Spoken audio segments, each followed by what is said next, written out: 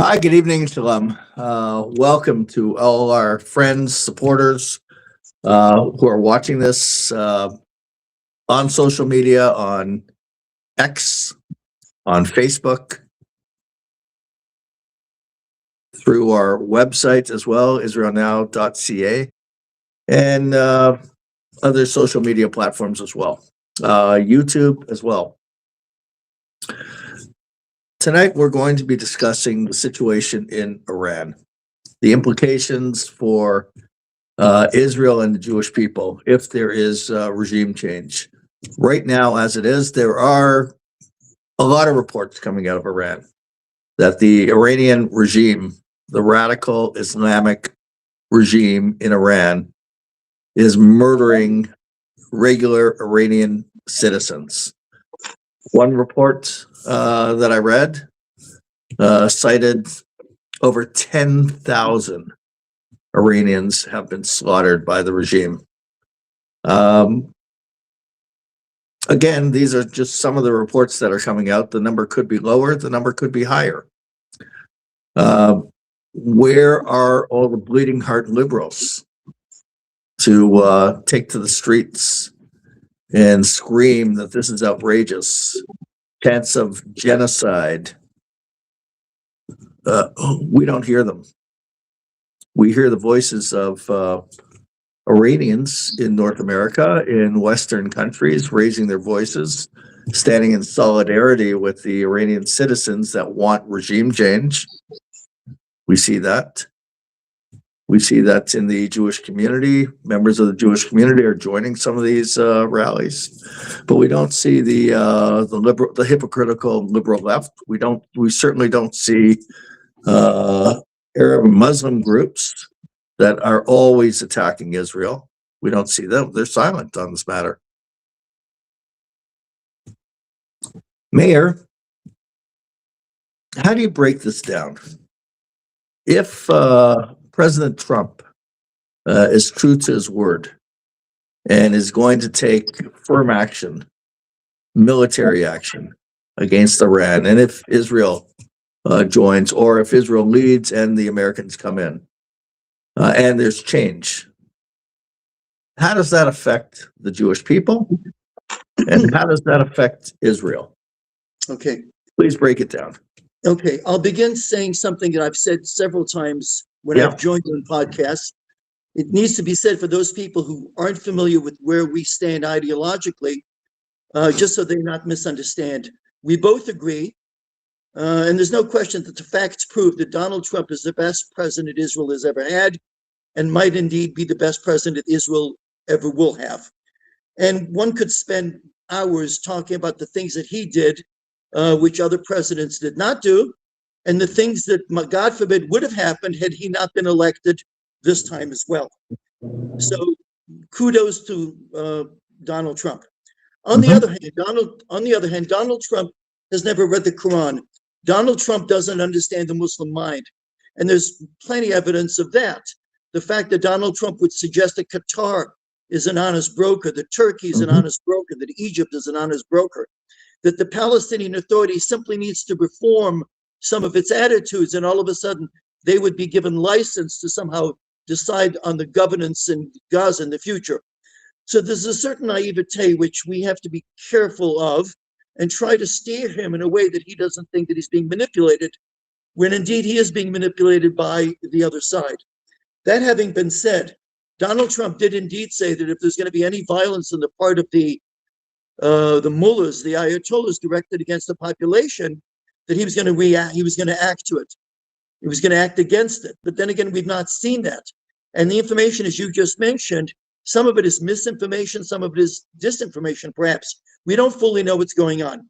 This much we do know. And allow me just a half a minute to talk about background. There have been a couple of times when the people were angry in the streets, demonstrating and protesting in Iran. The most significant, the only one that's worth talking about in the short time that we've allotted ourselves today, is 2009, when Barack Obama was president, and he showed not only a terrible disinterest, he was almost supportive of the Iranians when it's the last time that we saw what one could call something close to a people's revolt. to the oppressive and barbaric regime in Iran. And we hope that Trump will not do that. That was an evidence of the fact that Trump did bomb Iran. But there's something that there's a flip side to that coin. Mm-hmm. In June of 2025, there was a 12-day war that Israel was engaged in with Iran. Israel devastated everything that we thought, or that the Iranians pretended that they had, which made them a strong and powerful nation. Israel nuded them. It was magnificent. And Trump came in and basically absolutely prematurely he introduced Israel to ceasefire. Mm-hmm. And part of the reason he did that is because the Qataris and the others that he thinks are moderates have basically told him they don't want Israel to score significant gains. But the other reason is because he fashions himself to be a peacemaker. He's talked about having solved 8 wars, and he's already spoken about the fact that the war in Gaza is over, that this was a peace the first time in 3,000 years, and he was the one who made it happen. But in doing so, we can now look back and say that 7 months ago, everyone was a little premature in ending the assault on Iran. Otherwise, none of this would have happened. None of this would have happened. We hope that Trump understands this, because Israel is once again concerned, and we've seen this in the news, that the Iranians, not only is there a question as to whether or not Iran's nuclear facilities were completely devastated, as we were told at the time that they were, but more than that, the Iranians have accelerated exponentially the amount of effort that they've put into their ballistic program, enough that Israel is concerned. During this little engagement that is more than little that Israel had with Iran, Iranian missiles did in fact strike Israel, and they caused some tremendous damage, not in people as far as numbers are concerned, but as far as the property damage. That is something to be concerned about. So to come back, Trump is doing something which is wonderful. There's a disingenuous attitude about it, in which they talk about, he says, we're not looking for regime change. That's up to the people in the streets. Of course we're looking for regime change. And of course he's looking for regime change as well. Mm-hmm. How nonsensical. It's almost as if Churchill would say, we don't necessarily want regime change. We just want to sort of quiet the knots. Of course we want regime change. Everyone in the world, certainly everyone in the Middle East, and certainly Israel and the United States would benefit if there was a regime change. And that's what we're hoping happens, not knowing exactly how much Trump is willing to commit to that threat that he directed to Iran. Just one more comment. I did this in my lecture that I did this past week. This notion about peacemaking. He's a peacemaker and everything else. And you asked the right question. Where's the left? Where's the media? Where are the students at Harvard and Columbia? Where's Amnesty International? Where are the queers for Islam? Where are these people? Right. Why aren't they demonstrating when innocent Iranians are being shot in the streets by these vultures who've been in power for 47 years? Where are these people? It's a hypocritical world that we live in, and it needs to be called out. Where's MSNBC or MSN Now? Where's CNN? Where's BBC? What they're doing is they're criticizing Trump for being a warmonger. And the last comment that I wanted to make about that was, if one looks back, who was called the warmonger in the late 1930s? It was Churchill. Who was called the peacemaker? It was Chamberlain. Ask any historian who's worth his reputation, looking back, who brought peace in the 1940s? Was it Chamberlain or was it Churchill? We can't. 100%. We've got to learn the lessons of yesteryear. So what does it look like, Jewish communities throughout the world, if this regime change does in fact take place? How do you see it affecting?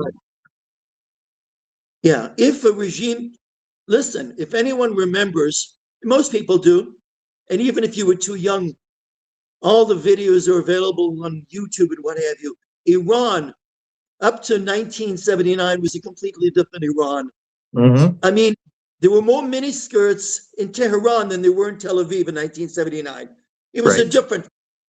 Now, one might argue that the Shah, who was in every sense an emperor, king, and any combination of, yeah, he was dictatorial in the way that he ruled, but the nation benefited. He was he was a benevolent. His fear was what we now fear and what we've experienced for 47 years is the threat of Islam. And what's remarkable, when we just asked the questions, where was Amnesty International, or where were the students at Harvard? I think the more important question is, where are the European leaders? Where are the European nations? Mhm. Don't they understand that they would benefit tremendously from a regime change in Tehran? Tremendous. And the answer is maybe not. Not that it won't happen, that they don't get it, because they don't bother to look in their own neighborhoods and notice that Islam has taken over. It has taken, you can take a look at several of the Scandinavian countries, a number of the Western European countries. They are lost.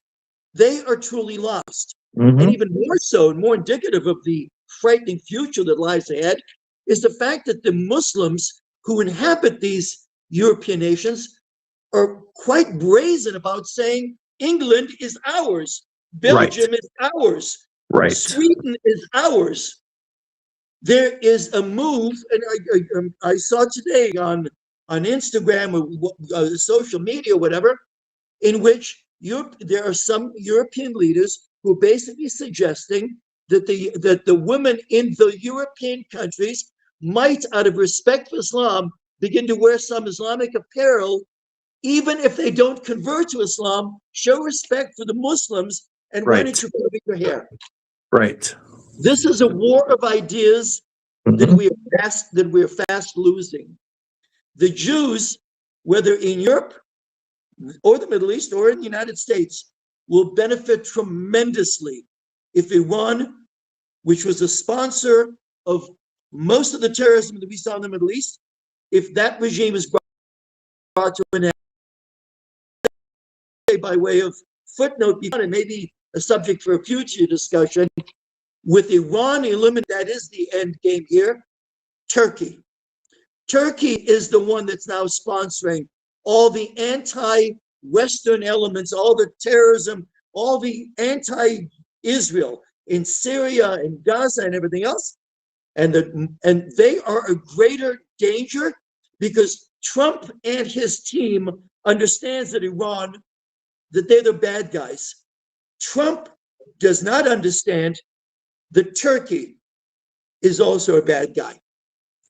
They are part of Turkey and NATO. Erdogan, right. We have to be concerned. Erdogan is bad news, and Trump needs to wake up to that. Anyhow, 100%. okay. 100%. Okay.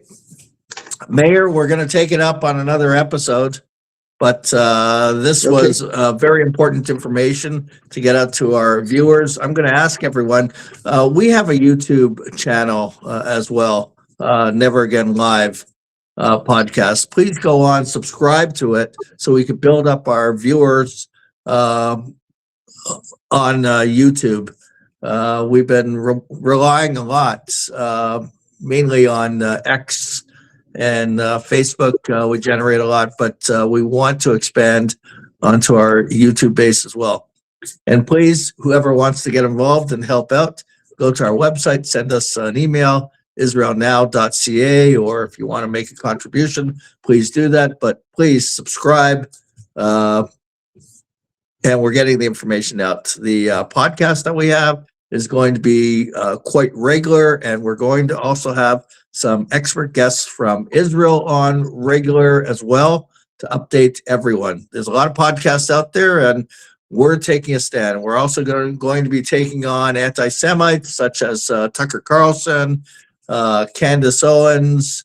There's a whole list of people that we have to take on social media. There's two wars going on. I've said it before. There's the physical war and there's the social media war, and we're stepping up to the plate. Mayor, thank you very much. Thank you. Thank you. Until next time. Absolutely. Thank you.